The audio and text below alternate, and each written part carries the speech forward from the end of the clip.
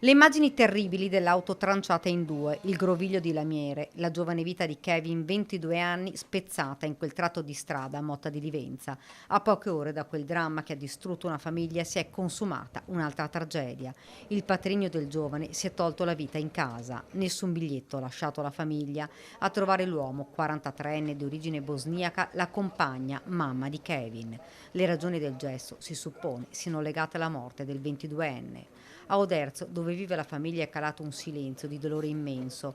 Kevin, che si era licenziato dal lavoro, da qualche tempo si era trasferito con un amico in un appartamento a Pordenone.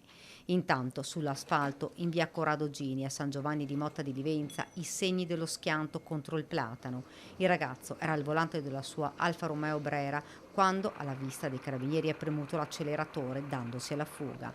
Il 22enne guidava senza patente che gli era stata revocata a dicembre 2024 per guida in stato di ebbrezza e trasportava circa 900 grammi di hashish e 4 sacchetti di marijuana ed un bilancino di precisione. A seguito dell'incidente sono stati poi rinvenuti alcuni panetti di hashish e un quantitativo di marijuana all'interno del bagagliaio e sparso sulla strada. Poi la successiva perquisizione nel luogo dove il ragazzo risiedeva insieme a un altro suo coinquilino abbiamo trovato dell'altro stupefacente che Indagini da parte dei carabinieri per accertare la provenienza dello stupefacente. stiamo facendo degli accertamenti. Comunque insomma il ragazzo aveva delle segnalazioni, però nessuna condanna e comunque erano comunque segnalazioni diciamo amministrative, non penali.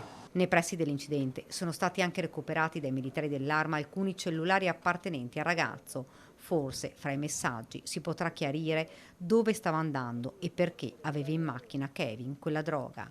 Rimane la tragedia di due vite spezzate, di una famiglia distrutta, di una mamma e compagna che ha perso in un istante gran parte della sua vita.